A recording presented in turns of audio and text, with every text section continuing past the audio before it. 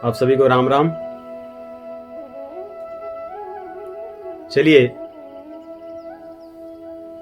आज का प्रवचन कथा हम सभी के लिए बहुत विशेष है। इसमें हम चर्चा करेंगे कि मानव जीवन का उद्देश्य क्या है। पिछले सप्ताह में हमने देखा कि प्रारब्ध जो संचित कर्मों में से निकल कर आता है, जिसको हम भोगते हैं सुख या दुख के रूप में, क्रियमाण कर्म, कर्म क्या है, अकर्म क्या है, और निषिद्ध कर्म क्या है, विकर्म, जिसको नहीं करना चाहिए। और कर्म ऐसी चीज है कि इसको किए बिना कोई व्यक्ति रह ही नहीं सकता, क्योंकि जीवन का उद्देश्य कुछ भी हो, कर्म करना पड़ता है उसके लिए। उद्देश्य किसी व्यक्ति का कुछ भी हो सकता है, परंतु करता है उसके लिए तो कर्म ही। इसलिए कर्मों को समझना और अपने उद्देश्य को जानना, ये दोनों बहुत महत्वपूर्ण है, विशेष करके मानव के लिए, मनुष्य के लिए। पशु भी कर्म करते हैं, कुछ ना कुछ तो करते ही हैं। खड़े रहते हैं, बैठते हैं, सोते हैं, चलते हैं, दौड़ते हैं, भागते हैं, चरते हैं। कर्म तो होता ही है उनका भी। मनुष्य भी उस तरह के ही कर्म करता है, कुछ न कुछ खाता है, पीता है, सोता है, लेकिन उसका उद्देश्य क्या है? और प्रायः संसार के सभी लोग इन क्रियाओं को करते हैं, और सबका उद्देश्य कुछ न कुछ तो होगा ही, इसीलिए सभी व्यस्त ही हैं। छोटे बच्चे से लेके जो बूढ़े हो चुके वो भी व्यस्त हैं, किसी न किसी काम में व्यस्त हैं। व्यस्तता तो है ही है, और होनी भी चाहिए। कोई व्यक्ति व्यस्त ना हो तो अच्छी बात नहीं है, तब उसका आचरण व्यवहार हो सकता है बदल जाए, बुरा हो जाए। इसलिए व्यस्त तो रहना चाहिए, परंतु किन कामों में व्यस्त, इतनी व्यस्तता किस लिए, उद्देश्य क्या है, क्या पाने के लिए? इस प्रश्न से या इस प्रश्न के उत्तर से प्रायः लोग अनभिज्ञ होते हैं। उनसे पूछा जाए कि आप इतना व्यस्त क्यों हैं, तो आदमी उत्तर नहीं बता पाता। हो सकता है कोई कहे कि मैं धन कमाने के लिए व्यस्त हूं, तो ठीक है, धन कमाकर क्या करोगे? चलो मैं ये चीजें खरीदूंगा, आपके पास तो पहले से ही है, तो फिर क्या करोगे? आपको तो एक ही की आवश्यकता है, आपने 10 क्यों खरीद रखा है? फिर क्यों कमा रहे हो? तो इस प्रकार यदि हम प्रश्न पर प्रश्न करते जाएं, तो एक समय के पश्चात मनुष्य के पास उत्तर नहीं होता कि वो किस लिए व्यस्त है, लेकिन व्यस्त तो है। इसलिए यदि हमें पता चल जाए कि हमारे जीवन का उद्देश्य है क्या, वास्तव में किसके लिए हमें व्यस्त होना है, तो हमारे अंदर गुण तो हैं ही कर्म करने के, व्यस्त होने के। उन गुणों का सही उपयोग हो जाएगा। बस अंतर इतना ही है। कर्म हम तब भी करेंगे उद्देश्य को जानने के पश्चात, और उद्देश्य को न जानने पर भी कर्म करेंगे, उसमें कोई परिवर्तन नहीं होगा। परंतु उद्देश्य को जान लेने से व्यक्ति उद्देश्य तक पहुंच जाता है, और न जानने से भटकता रहता है। तो पिछले सप्ताह हमने देखा कि प्रारब्ध जैसा होता है वो व्यक्ति को भोगना ही पड़ता है। बिना भोगे प्रारब्ध मिटता नहीं, चाहे वो सुख के रूप में आए तो और दुख के रूप में आए तो, दोनों भोगना ही पड़ता है, सहना पड़ता है। प्रायः देखने में ऐसा लगता है, सामान्यतः लोग सुख जो प्रारब्ध बस मिलता है उसको अपनी मानते हैं कि अपना किया हुआ है सब, इसलिए सुख आकर चले जाता है, उन्हें पता नहीं चलता। परंतु जब दुख आता है तो आदमी पूरी दुनिया सिर पे उठाकर लेकर घूमता है, भगवान को आरोपित, किसी न किसी व्यक्ति को आरोपित कि भाई ये तुम्हारे ही कर्मों का फल है, मेरा नहीं है कुछ इसमें। क्योंकि वो प्रारब्ध पर विश्वास ही नहीं करता। विश्वास करो या न करो, होती तो हैं चीजें। तो प्रारब्ध के कारण हमें चीजें सुख या दुख भोगनी पड़ती, तो फिर कर्म क्यों करें? यदि हमारे प्रारब्ध में लिखा ही है कि भाई तुम्हें धन मिलना है, फिर कर्म क्यों करूंगा? मैं बैठे रहूंगा, धन मिलेगा। मेरे प्रारब्ध में यदि लिखा हुआ है कि आपको सुख भोगना है, तो सुख भोगूंगा मैं, फिर मैं कर्म क्यों करूं? ये भी प्रश्न उठता है, नहीं? ये स्वाभाविक प्रश्न है। और हमारे शास्त्र दोनों की चर्चा करते हैं, कहते हैं कि प्रारब्ध से अधिक तुम्हें कुछ मिल ही नहीं सकता, और फिर ये भी कहते हैं कि भाई शांति से मत बैठो, काम करो। कर्मण्येवाधिकारस्ते मा फलेषु कदाचन मां कर्म फल हेतुर्भुर माते संगोस्व अकर्मणि। कहते हैं भैया शांति से मत बैठ, काम कर, कर्म कर। तो ये दोनों बातें यदि सुनने को देखें, समझने जाएं, तो एक दूसरे का विरोधाभास लगता है कि एक तरह तो आप कह रहे हैं कि प्रारब्ध में जो है वही मिलना है, और दूसरी तरफ आप कह रहे हैं भाई कर्म करोगे तभी सब चीजें मिलेंगी, नहीं तो कुछ नहीं मिलने वाला। तो फिर इनको कैसे समझें? हमारे शास्त्र भी ये दोनों बातें कहते हैं, रामचरितमानस भी दोनों बातें कहता है।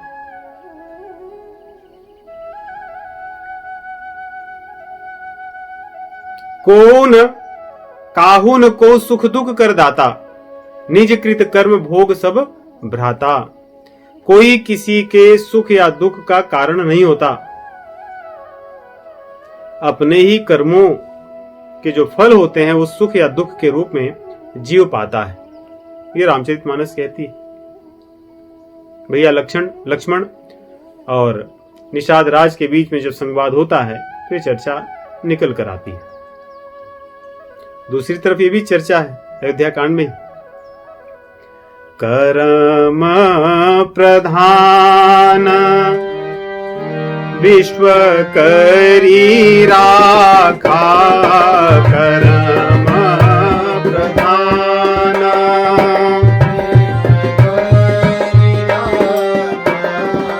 जो जस करई सो तस फल चाखा।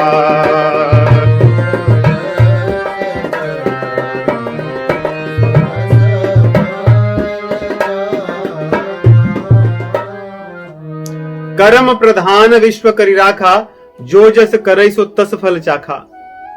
कि कर्म नहीं करोगे तो कुछ नहीं मिलने वाला है, फिर आदमी क्या समझे? और हैं तो बातें दोनों सही, दोनों शास्त्रों में कही गई, यही हम समझेंगे। इसी को हमारे मनीषियों ने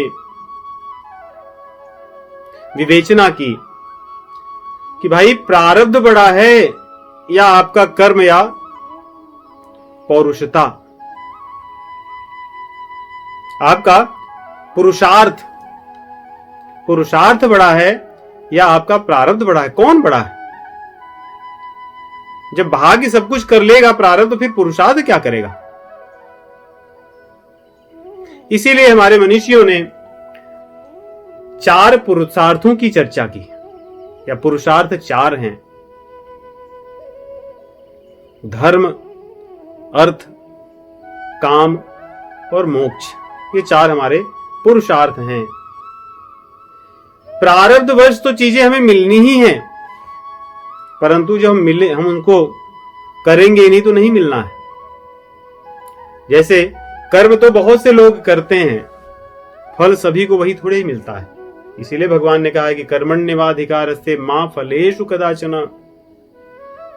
कर्म तो करो, तुम्हें करना ही होगा, लेकिन फल मिलेगा या नहीं मिलेगा ये नहीं कह सकते आप, क्योंकि वहां प्रारब्ध है। इसलिए कर्म कीजिए आप। इसलिए पुरुषार्थ आवश्यक है, लेकिन पुरुषार्थ भी किस लिए? उसी प्रकार जैसे आपको प्रारब्ध सुख मिले, उस सुख को लेकर आप अहंकारी बन जाइए, दूसरों को प्रताड़ित कीजिए, दूसरों का अपमान कीजिए, या उस सुख को लेकर के आप दूसरों को सुख बांटिए, आपके हाथ में है। तो यहां पर पुरुषार्थ आता है। प्रारब्ध बस आपको वस्तुएं तो मिली हैं, परंतु आपके पुरुषार्थ पर निर्भर करेगा कि उन वस्तुओं को आप क्या कर सकते हैं। प्रारब्धवश आपके सामने बुरी परिस्थितियां प्रकट हो सकती हैं, लेकिन उन बुरी परिस्थितियों में आपकी प्रतिक्रिया क्या होगी, यह आपका पुरुषार्थ है, यह आपके हाथ में है। इनको हम देखेंगे। तो देखिए, 4 पुरुषार्थ हैं: धर्म, अर्थ, काम, मोक्ष। तो इसमें हम अधिकतर समझते हैं चीजें क्या होती हैं। यदि धर्म को देखें, धर्म अपने आप में ही विशाल है। अलग अलग व्यक्ति धर्म को अलग अलग मानता है, लेकिन मान्यता है धर्म। हमारे वैदिक परंपरा में सामान्य ढंग से धर्म को समझें तो धर्म वो है जो 4 चीजों पर टिका है: सत्य, तप, शौच और दया या अहिंसा। अहिंसा पे ये 4 चीजें हैं जिस पर धर्म टिका है। और धर्म ही व्यक्ति को अच्छा या बुरा बनाता है। तो धर्म क्या है? जप है, तप है, साधन है, सेवा है, परोपकार है, अपने कर्तव्यों का सही निर्वहन करना है। हम इसकी अभी ऐसे ही समझेंगे कि धर्म क्या है। तीर्थ में जाना, दान देना, व्रत करना, ये सब धर्म में आते हैं। सत्य का मार्ग अपनाना, जीवों पर दया करना, शुद्धता स्वच्छता से रहना और तप करना, कष्ट को सहना, यह धर्म है। उसके बाद आता है अर्थ। ये तो सभी समझते हैं। हर व्यक्ति के लिए अर्थ हो सकता है अलग अलग प्रकार का हो, लेकिन समझता तो है वो अर्थ, अर्थात धन। अलग अलग समय में धन अलग अलग तरह से होता है। प्राचीन काल में धन मणियों के रूप में, हीरा इत्यादि रत्नों के रूप में हुआ करता था। स्वर्ण और चांदी के रूप में हुआ करता था। वो परिवर्तित होता है। धन पशुओं के रूप में भी होता है। सिर्फ पहले जिनके पास अधिक घोड़े होते थे, हाथियां होते थे, गायें होती थी, वो धनी होते थे, बहुत धनवान होते थे, क्योंकि वो धन है। उसी प्रकार जमीन है, वो भी एक धन है। विविध प्रकार के भोग ऐश्वर्य के सामान, ये धन है। ये सब भाषा हम समझते हैं। तो हमारा उद्देश्य क्या है? धर्म है, धन है, हमें नहीं पता, लेकिन जानते हैं हम है। तो इस प्रकार कुछ व्यक्ति के लिए या किसी व्यक्ति के लिए कुछ धन है, किसी लिए कुछ और धन है। और आजकल तो धन लोगों के लिए रुपए हैं, डॉलर्स हैं, उससे भी आगे विविध प्रकार की आजकल करेंसीज हैं और स्टॉक वगैरह भी लोगों के धन है आजकल के जमाने में। तो लोग इसके लिए प्रयास करते रहते हैं कि मैं धन को अर्जित करूं। इसके लिए कोई प्रकार की शिक्षा की आवश्यकता नहीं होती, लेकिन व्यक्ति को पता होता है और पुरुषार्थ करता है। अगर आप देखें तो 4 पुरुषार्थ हैं, इसमें लोगों को पता है, लोग जानते हैं, करते हैं। धन के लिए तो कोई बताने की आवश्यकता नहीं। और उसके बाद जो सबसे बड़ा, किसी प्रकार के प्रशिक्षण की आवश्यकता नहीं है, वो है काम। काम अर्थात सुख को चाहना, इच्छाओं को पूरा करना, अपने अनुरूप चीजों को पाने की चेष्टा करना, ये काम। इसके कई प्रकार हैं। हर व्यक्ति को अलग अलग के काम की आवश्यकता होती है। इसके साधन हमारी इंद्रियां हैं, और हर इंद्रियों की अपनी सीमा है कि वो क्या आपको कामनाएं आपकी कैसी पूरी कर सकते हैं। स्पर्श की कामना जो त्वचा के द्वारा होती है, व्यक्ति स्पर्श भी कई प्रकार का होता नहीं। कभी किसी को प्रेम से स्पर्श करो, से माथे पर हाथ रखो प्रेम से, उसके स्वास्थ्य के बारे में पूछिए कि कैसे हैं आप, आपका स्वास्थ्य कैसा है। कोई व्यक्ति बीमार हो, अलग प्रकार का सुख व्यक्ति को अनुभव होता है। स्नेह का स्नेह की अनुभूति होती है केवल स्पर्श से। और कुछ स्पर्श कर्कश भी हो सकता है। आप किसी को पकड़ लो, उसके चिकोटी काट लो, उसके हाथ मरोड़ दो या उसको जोर से पकड़ लो, स्पर्श ही है। तो इस प्रकार इंद्रियों से भी जीव को अच्छे या बुरे की अनुभूति होती है। उसी प्रकार रूप नेत्रों से जो देखा जाता है, ये भी विविध प्रकार के होते हैं और ये भी व्यक्ति को सुख या दुख देते हैं। कभी आप जीवन में कोई अच्छे दृश्य को देख लें तो सदैव आपके मन में प्रसन्नता रहती है। उस दृश्य को आप पाना चाहते हैं, उस परिस्थिति में आप जाना चाहते हैं, वो आपकी कामना होती है, वो आपकी इच्छा होती है। और कई बार कोई ऐसे कुत्सित दृश्य आप देख लें, कठोरता से भरे हुए, निर्दयता से भरे हुए भी दृश्य आप देख सकते हैं, जो आपके जीवन में सदैव आपको दुख देते रहेंगे, आपकी भावनाओं पर उनका प्रभाव होगा। तो आपके भीतर जो सुख और दुख का जो भाव उमड़ता है, ये रूप से भी होता है, स्पर्श से भी होता है और गंध से भी होती है। और हमें पता नहीं होता, लेकिन गंध के माध्यम से ज्ञान या स्मृति बहुत तीक्ष्ण होती है व्यक्ति की। यदि किसी एक प्रकार की गंध से आप किसी परिस्थिति में रहे हो, वो गंध आपको जहां भी पता चलेगी, आपको तुरंत उस परिस्थिति की अनुभूति होगी, सुख या दुख का जो भी होगा। कई बार ऐसे भी देखने को आता है, कुछ ऐसे भी लोग हैं कि जो खाते ऐसी प्रकार की चीजें कि अगर वो बोतल खोलें, डब्बा खोलें, तो हो सकता है कि कुछ व्यक्ति वहां बेहोश अचेत होकर गिर भी जाएं, परंतु उनको अच्छा लगता है, कितना अच्छा है, कितना स्वादिष्ट है, कितना बढ़िया होगा। तो ये गंध के माध्यम से भी किसी को सुख और किसी को दुख मिलता है। उसी प्रकार श्रवण जो है, हमारे कान हैं, श्रवण इंद्रियां भी सुख या दुख की अनुभूति शब्दों के द्वारा देती है। जैसे स्पर्श से मिलता है त्वचा का, गंध से मिलता है नाक का, रूप से मिलता है नेत्रों का, वैसे ही शब्दों का श्रवण से, कानों से होता है।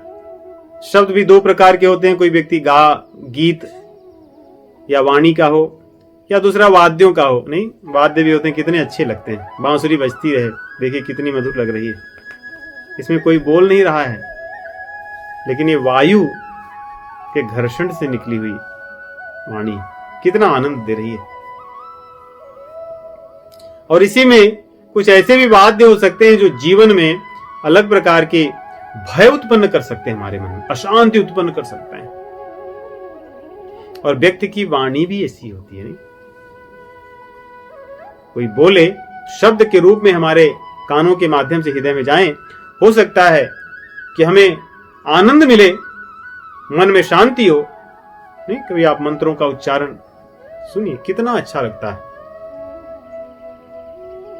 कितना अच्छा लगता है, मन शांत हो जाता है।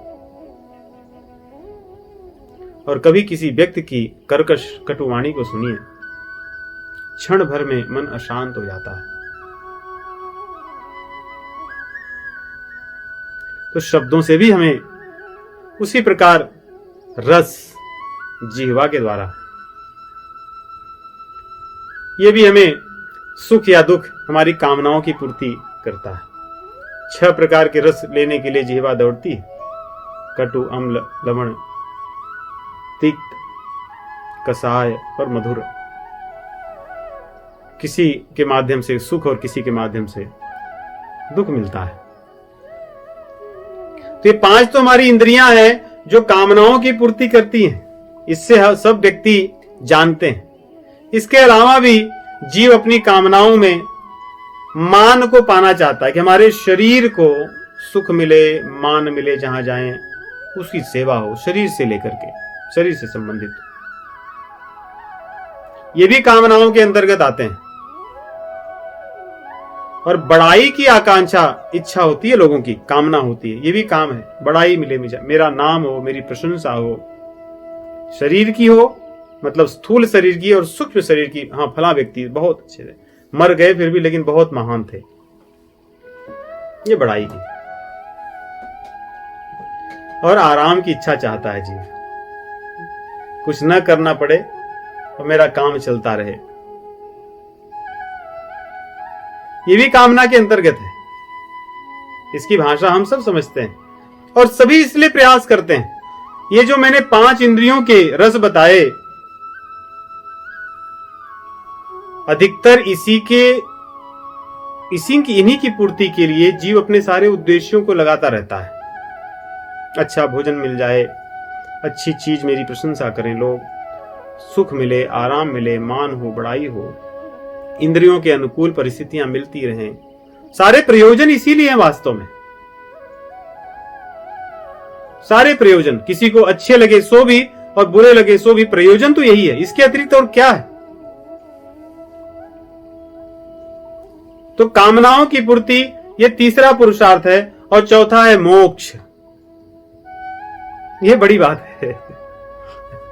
ये मनुष्यों के, जो हमारे मनीषी हैं, उनके चिंतन में ये मोक्ष भी है, जो कि प्रायः नहीं देखने सुनने को मिलता। मोक्ष अर्थात क्या? धर्म से अलग। हां, धर्म से अलग। मोक्ष अर्थात भगवान से प्रेम हो जाए। जीवन मरण का जो चक्र है वो बंद हो जाए, पुनरागमन न हो, अंतःकरण की शुद्धि हो जाए, वही मोक्ष है। मोक्ष कई बार ऐसे लगता है कि मरने के पश्चात नहीं, उसके लक्षण या मोक्ष तो जीवित रहने पर ही प्राप्त हो जाता है। उसके बाद में तो बस वो पूरा हो जाता है, लेकिन प्राप्त तो अभी हो जाता है। हमारे आचरण व्यवहार से मोक्ष प्राप्त हो जाता है। शरीर छूटने के बाद तो एक औपचारिकता रह जाती है। तो इन बातों को तो हम सब समझते हैं, कोई ऐसा व्यक्ति नहीं जो नहीं समझता। लेकिन यदि इनके बीच संबंधों को आप देखें, धर्म, अर्थ, काम, मोक्ष, तो यदि अर्थ हमारे पास हो, धन हो, तो धन का उपयोग व्यक्ति अपनी कामनाओं की पूर्ति करने में करता है। अपने अनुकूल परिस्थितियों को, वस्तुओं को, व्यक्तियों को पाने के लिए इस अर्थ का प्रयोग करता है। इसके लिए कोई प्रशिक्षण की आवश्यकता नहीं होती। यह पुरुषार्थ है, सब लोग इसमें लगे। तो प्रायः लोगों का उद्देश्य क्या है कि हम अर्थ को प्राप्त करेंगे और उस अर्थ के माध्यम से हम अपनी कामनाओं की पूर्ति करेंगे। ये सामान्य मानवी का उद्देश्य यही देखने सुनने को मिलता है। और ये नास्तिक लोग भी इस बात को समझते हैं। जो हमारे ये 4 पुरुषार्थों की चर्चा की गई है, यदि चारों को कोई न समझे, 2 या 2 से अधिक 3 को तो सब समझते हैं। जो भगवान मार्ग में न लगे हुए भगवत विमुख लोग हैं, वे भी धर्म, अर्थ और काम तीनों को समझते हैं, तीनों को मानते हैं, यदि हम उन्हें अच्छे से समझाएं तो। क्योंकि अर्थ और काम ये तो कोई नहीं आपको रोक सकता, सब जानते हैं कि चाहिए। परंतु इसकी विडंबना क्या है? आपके पास अर्थ कितना भी हो, सोचिए, आपके पास अर्थ कितना भी हो, काम उसको खा जाएगा और पूरा तो भी नहीं पड़ेगा। तो ये प्रकार से एक चक्र बना हुआ है। आप अर्थ कितना भी ले आइए और काम में लगे हो, अर्थ काम, अर्थ काम, ये चक्र कभी रुकने वाला नहीं, सदैव चलेगा। क्योंकि कामनाओं में इतनी शक्ति है कि वो असीम अनंत अर्थ को खा जाएं। अब जो थोड़े बुद्धिमान लोग हैं, वे लोग धर्म को भी मानते हैं कि हम धर्म के मार्ग पर चलेंगे, एक या धर्ममय काम करेंगे। जैसे अधिक दान देने से अधिक धन की प्राप्ति होती है, ये लोग जानते हैं, और जिनको इसका लाभ मिल गया है वे लोग करते हैं इसका प्रयोग। बड़े बड़े यज्ञ अनुष्ठान करने से धन की प्राप्ति होती है, लोगों को पता है, इसलिए लोग बड़े बड़े धर्म यज्ञ अनुष्ठान करते हैं। विविध प्रकार की सेवा, विविध प्रकार के व्रत क्यों कर रहे हैं लोग? क्योंकि उनको पता है कि इसके पहले भी इसके माध्यम से धन मिला है लोगों को, कामनाएं पूरी हुई हैं, अब भी मिलेगा और कामनाएं पूरी होंगी और होती हैं सभी की। इसलिए हमारे वैदिक परंपरा में कितने व्रत हैं। आदमी व्रत करता है, कष्ट सहता है, तप करता है, फिर उसका फल पाता है। अगर मान लो न मिलता फल, तो क्या लोग करते क्या आज तक? जिस चीज से उन्हें जो नहीं मिलता उन चीजों को छोड़ दिए। नहीं मिलता अर्थात जो नहीं दिखता। कोई आदमी को आप बहुत समझाओगे तब जाके कभी जप कीर्तन कर ले तो ठीक है, सत्संग कर ले तो ठीक है, क्योंकि उसका फल दिखता नहीं है, क्योंकि वह अदृष्ट है। इसलिए वो करने वाले कम लोग हैं। परंतु धर्म के मार्ग पर चलकर जीवन को जीने वाले बहुत से लोग हैं, क्योंकि उनको पता है कि धर्म के मार्ग पर चलने से धन मिलेगा, कामनाएं पूरी होंगी। अब सोचिए कोई व्यक्ति बहुत धर्म करता है, कष्ट सहता है, तप करता है। धर्म क्या? सत, तप, शौच, अहिंसा, दया, दान करना। वैसे तो मनु महाराज ने बहुत सुंदर 10 चीजों को धर्म का लक्षण बताया है, बहुत सुंदर है। धृति क्षमा दमस्तेयम, धृति क्षमा दमोस्तेयम, शौचमिंद्रिय निग्रह, धीर विद्या सत्यम क्रोधो, दशकम धर्म लक्षणम। मनु जी कहते हैं धृति ही अर्थात धैर्य हो, धारण करने की क्षमता, कष्ट सहने की क्षमता, उसको धृति कहते हैं। क्षमा का भाव हो, दम हो अर्थात अपनी इंद्रियों का दमन करने की क्षमता हो, और दूसरों का हड़पने का गुण न हो, अन्यायपूर्वक दूसरों की चीज न लें, धन का हम दूसरों से न खींच लें। शौच अर्थात पवित्रता हो, तन की मन की आंतरिक और बाह्य शुद्धि हो, और मन का निग्रह हो, इंद्रिय निग्रह, सभी इंद्रियों का निग्रह अर्थात मन का निग्रह हो। सत्य, अक्रोध, धी, धी अर्थात होता है विवेक, और विद्या। मूर्ख न रहे हम। विद्या होना यह धर्म है, विवेक होना यह धर्म है। कई बार हमारी दृष्टि वहां नहीं जाती, परंतु यह धर्म है। मनु जी कहते हैं कि यही धर्म है। इस धर्म के पालन करने से जीव को धन की प्राप्ति होती है, अर्थ की, और कामनाएं पूर्ति होती हैं। लेकिन अगर आप ध्यान से देखें तो ये कैसा है धर्म, अर्थ, जो कि कामनाओं को पूरा करने में खत्म हो जाता है। आप खूब धन कमाए, सारी कामनाएं उसको खा गई। आपने बहुत धर्म के कार्य किए, उससे आपकी कामनाएं पूरी हुई, धर्म भी खत्म हो गया, क्योंकि आपने जो कमाया था समाप्त हो गया। या धन कमाने से, धर्म के मार्ग चलने से धन भी मिलता है, और वो धन फिर आपकी कामनाओं में खत्म हो गया। तो इस प्रकार विवेक से अगर देखें तो सारा जो हमारा धर्म है, वो हमारा अर्थ है, वो सारी की सारी चीजें कामनाएं खा जाती हैं। इसीलिए भगवान ने कहा है कि ये कामनाएं बड़ी खाने वाली हैं। नहीं, भगवत गीता में 3 अध्याय में, काम एष क्रोध एष रजो गुण समुद्भव, महाशनो अर्थात बहुत खाने वाली है, महाशनो महापाप्मा विद्येनमिह वैरिणम्। इसीलिए भगवान ने कहा कि ये महाशनो, कामना जो है बहुत खा जाएगी, पूरे धर्म को खा जाती है और पूरे अर्थ को खा जाती है। फिर भी क्या पूरी हो जाती है? अगर हो जाए तो चलो ठीक है भाई, पूरी हो गई। आपने पूरे धर्म को लगा दिया, पूरे धन को लगा दिया, और आपको जो उद्देश्य था वो उद्देश्य आपको मिल गया। तभी भी उद्देश्य तो नहीं मिलता। अगर मिल जाए तो अच्छी बात है, लेकिन तब भी तो किसी व्यक्ति ने आज तक नहीं कहा कि मैंने सारे धर्म को, सारे धन को लगा करके अपनी इच्छाओं को पूरी कर लिया। वो यही कहता है कि अभी इतनी चीजें बाकी हैं। ये शेष रह गया है, ये हो जाता तो, ऐसा हो जाता तो, अर्थात जो आपका उद्देश्य है यदि कामना, तो आपकी उद्देश्य तो गलत है, क्योंकि कभी पूरा नहीं होने वाला।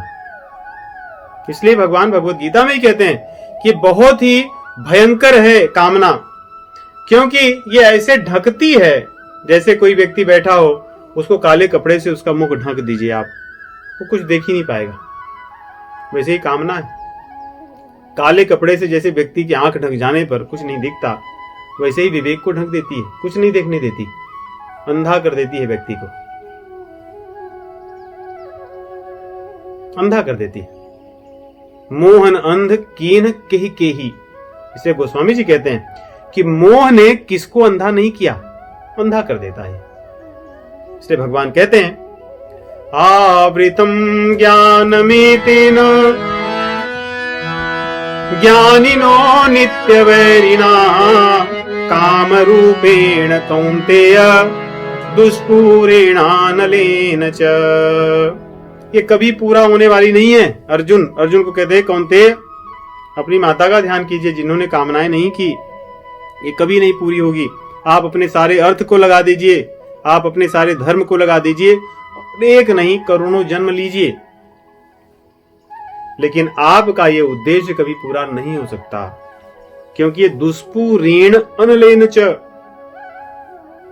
जैसे आग को जलाकर उसमें आप घी डालते रहिए और बैठ करके बगल में खूब प्रार्थना कीजिए, जप कीजिए कि प्रभु आग बुझ जाती तो अच्छा था, मेरी इच्छा है कि आप आग बुझ जाती। तो यहां पर यही पुरुषार्थ इसीलिए कहते हैं। भगवान क्या करेंगे? आपने आग जला रखी है, उसमें आप घी डालते जा रहे हैं और भगवान का बैठे प्रार्थना कर रहे हैं, जप कर रहे हैं, प्रभु आप ये मेरा कार्य, प्रभु आप ऐसा कर दीजिए। प्रभु जी क्या करेंगे? प्रभु जी नहीं करने वाले, क्योंकि कर ही नहीं सकते, करना तो आपको है। उस आग में घी डालना आपको बंद करना है। तो इस प्रकार देखें तो धर्म, अर्थ और काम, ये तीनों में बहुत मेल जोल है। इन सबका अंत कामनाओं तक ही होता है, यदि हम चाहें तो, और न चाहो तो नहीं होगा। कैसे? मान लो किसी व्यक्ति के पास बहुत धन है, उस धन का उपयोग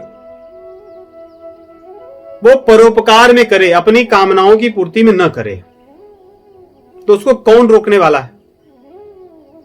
यहां पे प्रारब्ध और पुरुषार्थ को समझिए कि प्रारब्ध से किसी के पास बहुत धन आ गया, बहुत धन है, या पुरुषार्थ से आ गया, उसका प्रयोग अपने पुरुषार्थ के माध्यम से अपनी कामनाओं को पूरा न करे, सेवा में लगाए, उसको कोई नहीं रोक सकता, भगवान भी नहीं रोकेंगे।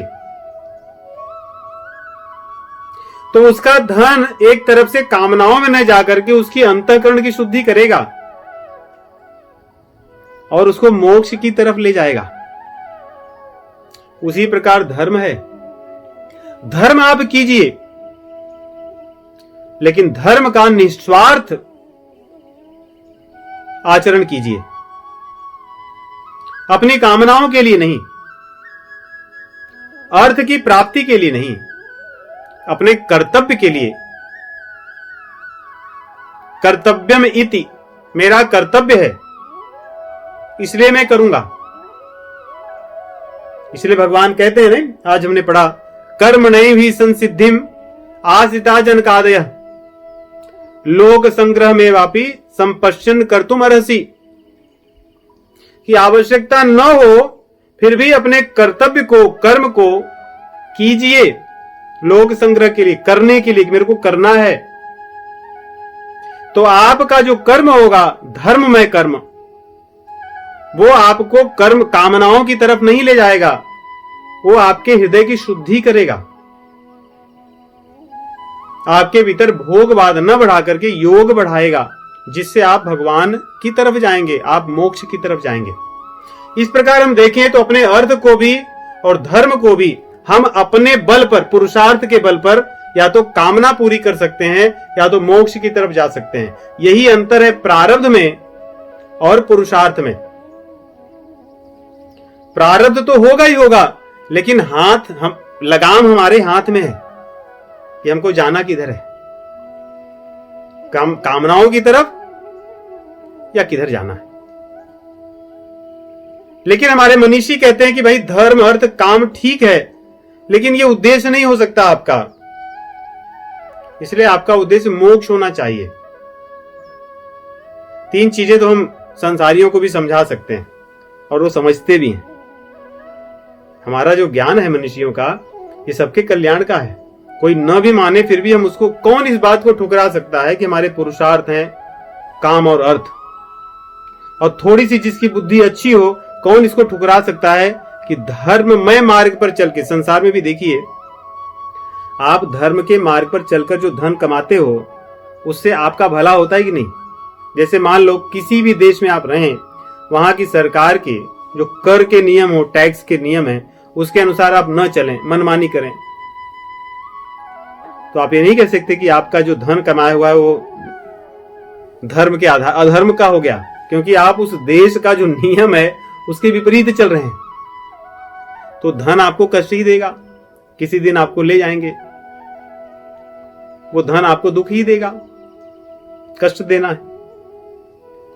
तो ये धर्म के मार्ग पर चल के धन का कमाना और अपनी कामनाओं की पूर्ति करना, ये तो सांसारी लोग भी मानेंगे, परंतु मोक्ष की बात होती है। जो हमारे मनीषियों ने कहा मनुष्य का मुख्य उद्देश्य ये 3 चीज नहीं है, चौथा पुरुषार्थ है, और ये तीनों उसके सहायक हैं। हम समझेंगे कि तीनों उसके सहायक हैं। जैसे हमने देखा कि अर्थ का प्रयोग अपने लिए न करके कामनाओं के लिए परोपकार में करें तो मोक्ष की तरफ ले जाता है।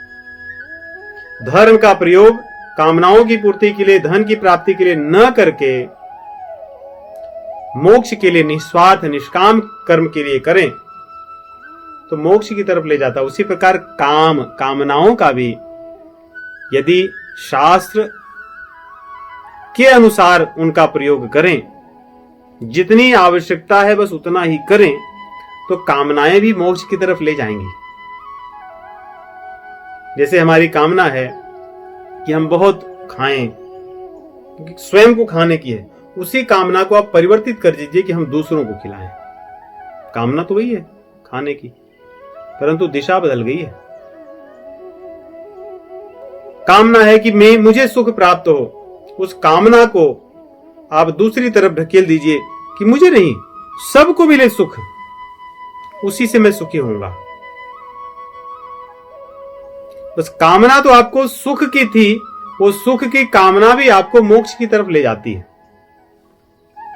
तो हमारे मनीषी कहते हैं मानव का मुख्य उद्देश्य धर्म अर्थ काम इतना ही नहीं है, इन तीनों का प्रयोग करके मुख्य उद्देश्य उसका मोक्ष को प्राप्त करना है।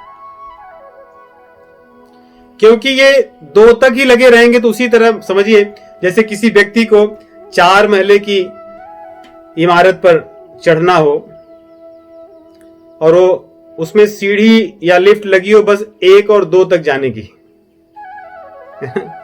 उसमें बैठ करके कितना भी बटन दबाएगा, कितना भी चढ़ेगा उतरेगा, वो घूम फिर करके उसी 1 और दूसरे महले तक ही जाएगा।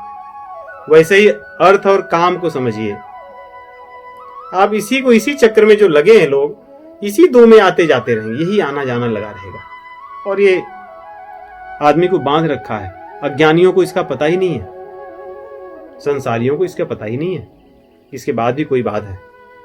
इसलिए हमारे शास्त्र कहते हैं कि मोक्ष की तरफ हमारा ध्यान जाए। धर्म के मार्ग से अर्थ तो कमाए, परंतु उद्देश्य हमारा मोक्ष का हो। रामचरितमानस में भगवान श्री रामचंद्र जी कहते हैं, बड़े भाग मानुष तनु पावा, सुर दुर्लभ सब कंठनि गावा।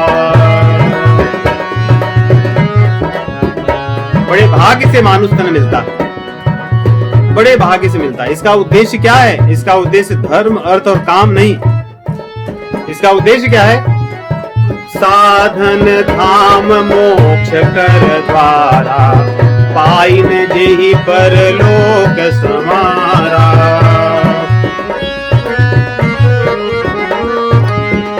इसका उद्देश्य मोक्ष के द्वार तक ले जाने का है जीव को। और यदि हम ऐसा नहीं करेंगे तो क्या होगा? अर्थ कमाते रहे, कामनाओं को पूर्ण करते रहे और धर्म के मार्ग पर भी चलते रहे तो क्या होगा? अंत में सिर पीट पीट कर पछताएंगे और किसी न किसी को ढूंढते रहेंगे कि किसके ऊपर आरोप मढ़ दें अपना। मेरा सब कुछ अच्छा चल रहा था इनके कारण, ये ऐसा न किए होते, ये ऐसा न बोले होते। यही भगवान कहते सो परत्र दुख पावई, सिर धुनि धुनि पछताहि।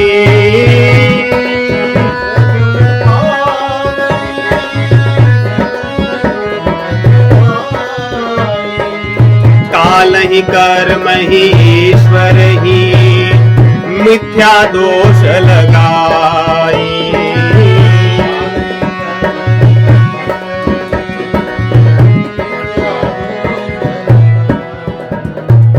भगवत वाणी है, भगवत गीता में भी यही बात कहते हैं भगवान श्री कृष्ण।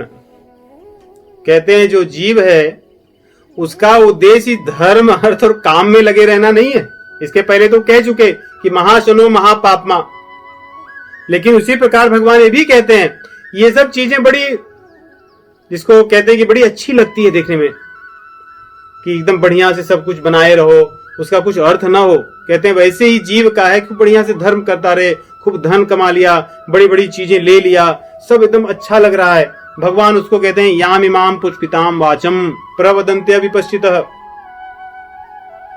कहते हैं कि जो व्यक्ति इन्हीं चीजों में लगा रहता अपनी कामनाओं को पूरा करने में, ऐसे ही समझिए जैसे एकदम फूल वाली पुष्पित वाणी वाली हो, कि बढ़िया मीठा मीठा बोलते रहो और पीछे अंत में विष रहो, वैसी हाल है। याम इमाम पुष्पिताम वाचम प्रवदन्ते विपश्चितः, वेदवादरता पार्थ नान्यदस्तीति वादिनः। कामात्मानः स्वर्गपरा जन्म कर्म फलप्रदाम्, क्रिया विशेष बहुलाम भोग ऐश्वर्य गतिम प्रति। भोग और ऐश्वर्य में जो लगे हैं, भोग और ऐश्वर्य के लिए जो अपनी अर्थ का और धर्म का प्रयोग करते हैं, भगवान कहते हैं कि वे लोग, उनकी बुद्धि संकुचित है, छोटी, वे बार बार इसी में लगे रहेंगे। उन्होंने वास्तव में जिसके लिए शरीर मिली है, जिसके लिए सब कुछ मिला है, उसका प्रयोग उपयोग भरपूर नहीं कर रहे हैं। तो हमारे मनीषी कहते हैं कि मानव जीवन का मुख्य उद्देश्य मोक्ष को प्राप्त करना है। मोक्ष के बाद की भी बात हमारे भक्त भागवत कहते हैं, उसको हम बाद में समझेंगे, परंतु एक बहुत सुंदर बात भागवत पुराण में आती है इन पुरुषार्थों को लेकर। जैसे हमें लगता है कि चलो ठीक है, धर्म के आधार पर हम अपना जीवन जिए, उससे धन कमाएं और अपनी कामनाओं की पूर्ति करें, बात अच्छी लगती है कितनी नहीं, कि धर्म के आधार पर जीवन चलाएं, उससे हमारी कामनाएं पूरी होती रहेंगी, अच्छा अच्छा धन मिलता रहेगा और उस धन से भी अपनी कामनाओं को पूर्ति करते रहें, तो ठीक है, इसमें बुरा क्या है, सब ठीक ही है। परंतु भागवत पुराण में कहते हैं कि नहीं, ये अच्छी बात नहीं है। तो कहते हैं फिर धर्म, कहते हैं सब चीजों का धर्म का उद्देश्य, या उसके पहले हम अगर चीज देखें, एक चीज कि 4 में से हम 2 भाग बांट सकते हैं। 4 में से जैसे धर्म है वो आपको मोक्ष दिलाता है और अर्थ जो है वो आपको कामनाओं की पूर्ति करता है। इस प्रकार अगर देखें तो काम और मोक्ष ये दोनों किसी के माध्यम से दिए जाते हैं। जो अर्थ है वो आपकी कामनाओं को देता है, या धर्म भी आपकी कामनाओं को देता है। उसी प्रकार मोक्ष को भी देखें, ये भी किसी के माध्यम से, विशेष रूप से धर्म के माध्यम से प्राप्त होता है। इसमें 2 श्रेणी है, एक जो फल के रूप में है और दूसरा जो कर्म के रूप में, प्रयास के रूप में। भागवत पुराण में बड़े सुंदर ढंग से कहते हैं आरंभ में, धर्मस्य ह्यापवर्गस्य नार्थोऽर्थायोपकल्पते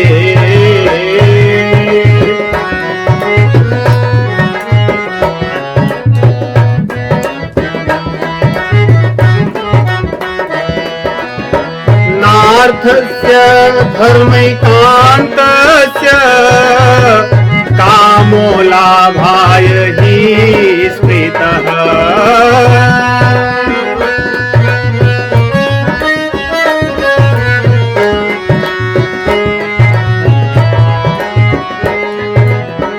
कामस्य नेन्द्रिय प्रीतिर् लाभो जीवेत यावता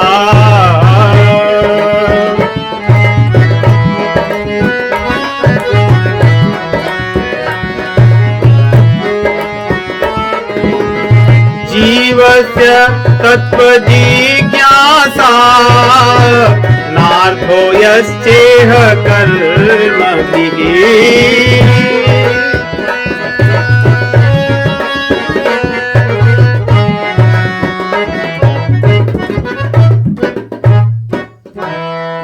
धर्मस्य ह्यापवर्गस्य, कितनी बात करें, धर्मस्य ह्यापवर्गस्य, धर्म का केवल और केवल प्रयोजन अपवर्ग है अर्थात मोक्ष है और कोई काम नहीं है।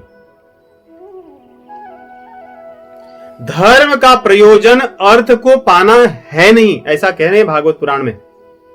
धर्म का केवल और केवल ही शब्द अर्थात केवल उसका प्रयोजन मोक्ष के लिए होना चाहिए, धर्म का, अर्थ को पाने के लिए नहीं।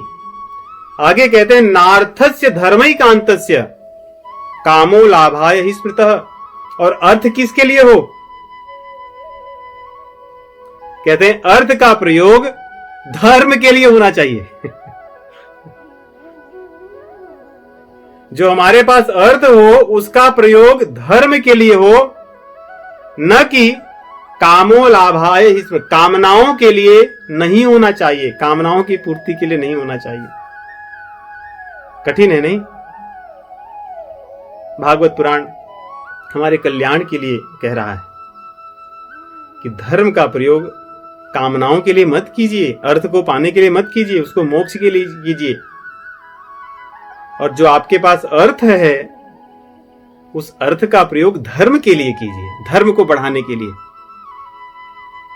वैसे धर्म से अर्थ बढ़ता है, शास्त्र कहते हैं कि धर्म से अर्थ बढ़ता है। इसलिए गोस्वामी जी कहते हैं कि सुख चाहहि मूढ़ न धर्म रता, मति थोरी कठोरी न कोमलता। कि मूर्ख है आदमी, धन चाहता लेकिन धर्म नहीं करता, अर्थात धर्म से धन मिलता है, लेकिन भागवत कह रही है कि जो आपके पास धन है उसका प्रयोग धर्म के लिए कीजिए, अपनी कामनाओं की पूर्ति के लिए नहीं कीजिए। और कामनाएं किस लिए करें? जैसे हमने देखा कि कामनाएं क्या हैं, 8 तरह के सुख हैं, 5 प्रकार की इंद्रियों के, उसके बाद में मान है, बड़ाई है, आराम है, इत्यादि 8। तो कहते हैं जो हमारी कामनाएं हैं, कामस्य नेन्द्रिय प्रीति ही, इंद्रियों के सुख के लिए कामनाएं न हो तो फिर किस लिए कामनाएं हो? जीवेत यावता, जिससे जीवन चल जाए, जिससे हम जीते रहें। जैसे कई बार कहते हैं कि हम किसी से पूछो कि आप खाने के लिए जी रहे हैं, जीने के लिए खा रहे हैं, तो भागवत पुराण कह रही है केवल जीने भर के लिए जो कामनाएं आवश्यक है उतना ही कीजिए, बाकी कामनाओं को इसमें मत लगाइए आप। तो फिर जिए किस लिए?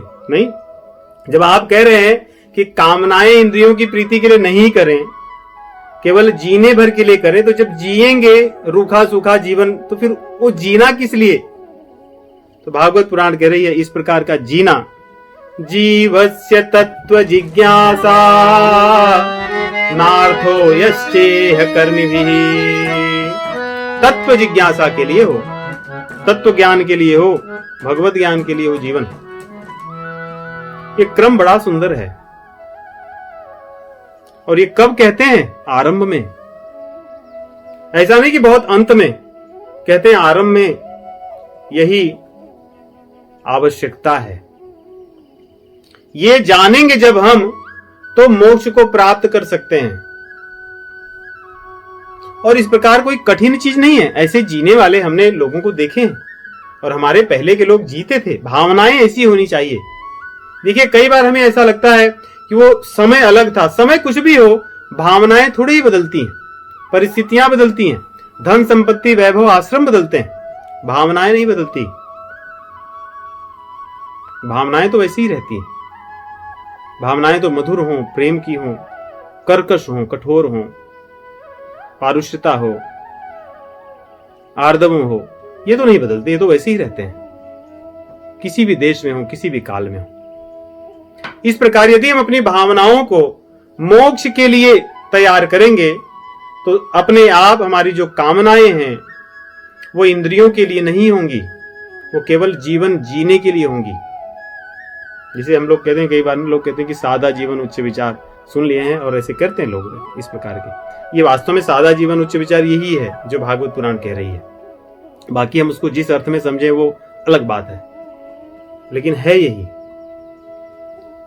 कि जो आपकी आवश्यकता है, अब व्यक्ति आवश्यकताओं में वहां पे अपना हिसाब किताब बना सकता है कि मेरी आवश्यकता होता है ना, कई लोग मेरा ऐसे, मुझे इसे करना है, मुझे नहीं अच्छा लगता, मैं नहीं करने वाला। तो ये आवश्यकता उस व्यक्ति की अपनी निर्धारित करता है, परिभाषित करता है, और वहीं पर उसकी चूक होती है, उसको पता होता है। देखिए, आवश्यकता और भोग में जैसे ही ये बात विचार आए कि मेरा मन कहता है, मेरे मन को ऐसा लगता है, वहीं पर आवश्यकता से भोग में परिवर्तन होता है। बड़ा सरल है समझना। जैसे ही होने लगे कि हाँ ये ठीक है, लेकिन मेरा मन, तो आप आवश्यकता से भोग में चले गए। इस प्रकार तो यहां पे सब चीजों का उद्देश्य मोक्ष की तरफ जाना, यही मनुष्य का उद्देश्य है। और मोक्ष के आगे की भी बातें हैं जो हम आगे कुछ अन्य जो विषय होंगे उन विषय के माध्यम से सीखेंगे, समझेंगे, क्योंकि इसमें उनको करेंगे फिर अधिक समय लग जाएगा।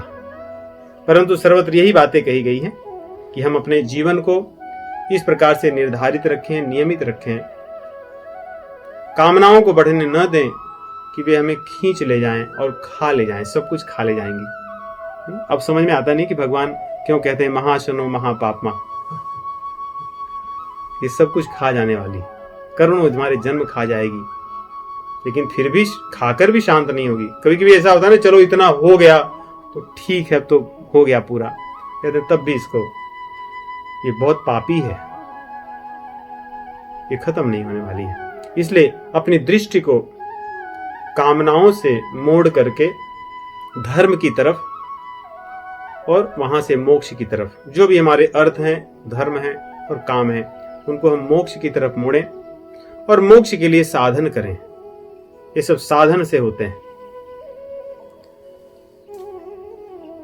एक रामचरितमानस का सुंदर प्रसंग है, वहां से विराम लेंगे हम।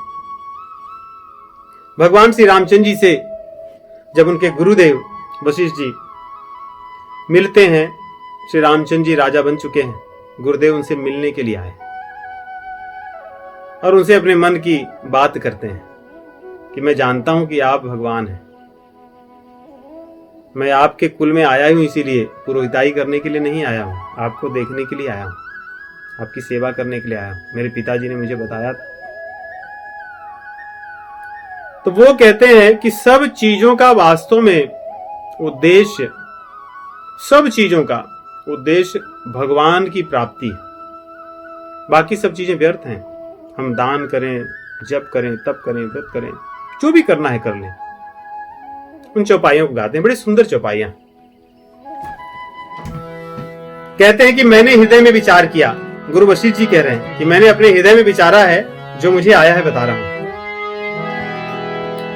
तब मैं हृदय विचारा जोग यज्ञ व्रत दान, जा कहूँ करिय सो पैहूँ, धर्म न यही समान।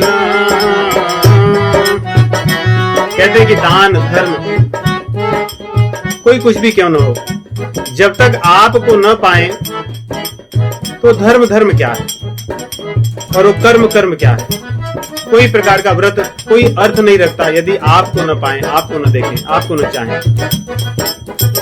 आगे कह रहे हैं, जप तप नियम योग निज धर्मा, श्रुति संभव नाना शुभ कर्मा।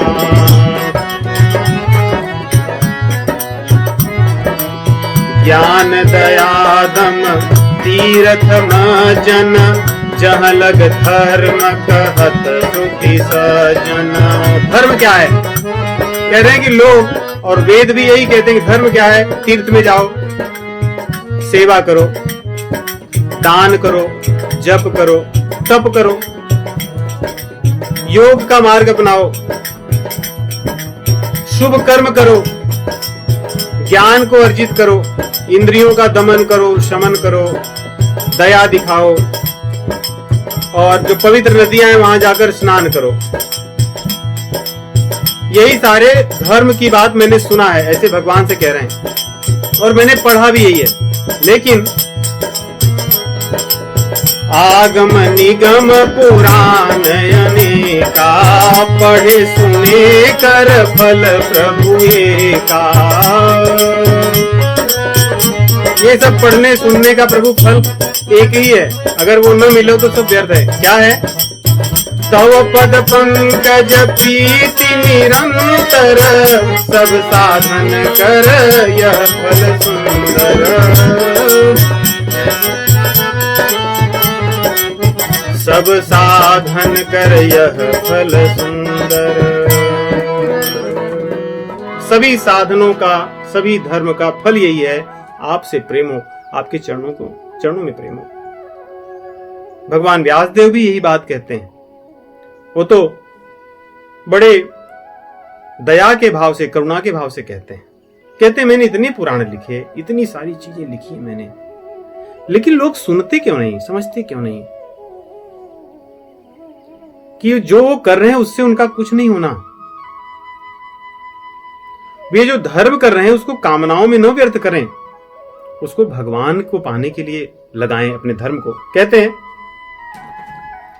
ऊर्ध्व बाहुर्विरोम्येष, न च कश्चित् शृणोति माम्। मैं अपने दोनों भुजाओं को उठाकर कह रहा हूं, व्यासदेव जी कह रहे हैं, लेकिन मेरी बात को लोग सुन क्यों नहीं रहे? और मैं प्रतिज्ञा पूर्वक कह रहा हूं, क्या कह रहा हूं? धर्मादर्थस्य कामश्च सधर्मः किम न सेव्यते। कहते हैं धर्म के माध्यम से अर्थ काम प्राप्त करके भगवान को प्राप्त करें, इसका सेवन क्यों नहीं कर रहे हैं? इसी तरफ दृष्टि क्यों नहीं जाती है? तो इस प्रकार मानव जीवन का उद्देश्य, जो हमारे मनीषी कहते हैं, जो हमारी श्रुतियां कहती हैं, हमारे शास्त्र कहते हैं, केवल एक ही है, मोक्ष को प्राप्त करना अपने 4 पुरुषार्थों के साथ, धर्म, अर्थ, काम और अंत में मोक्ष। भाग्य कुछ भी हो, ये 4 चीजें आपको करनी है। अब इसमें भी एक चीज विशेष कि अगर देखें तो अर्थ और काम ये प्रारब्ध पर अधिक निर्भर करता है। नहीं, मेहनत कोई कितनी भी करे सबको वही अर्थ मिलेगा ये आवश्यक नहीं है। सबकी कामनाएं वो करने से पूरी हो जाए ये भी आवश्यक नहीं। कुछ हो सकती है, कुछ नहीं, प्रारब्ध के अनुसार प्रयास करने पे। इसलिए यहां पर हमें नहीं कह सकते कि अपने पुरुषार्थ के बल पे मैं एक कामनाओं और अर्थ को प्राप्त कर ही लूंगा, ऐसा नहीं होता। होता है कुछ अंश तक, परंतु वहां पे प्रारब्ध भी अपना भाग निर्वहन करता है, निभाता है।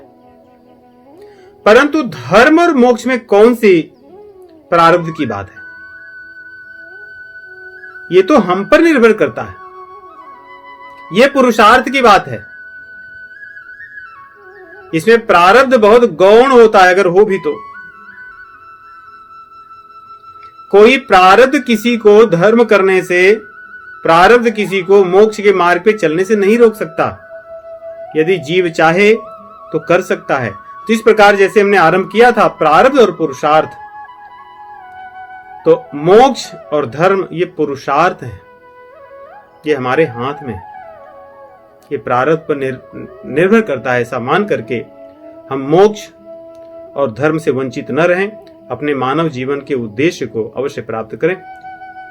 आप सभी को राम राम।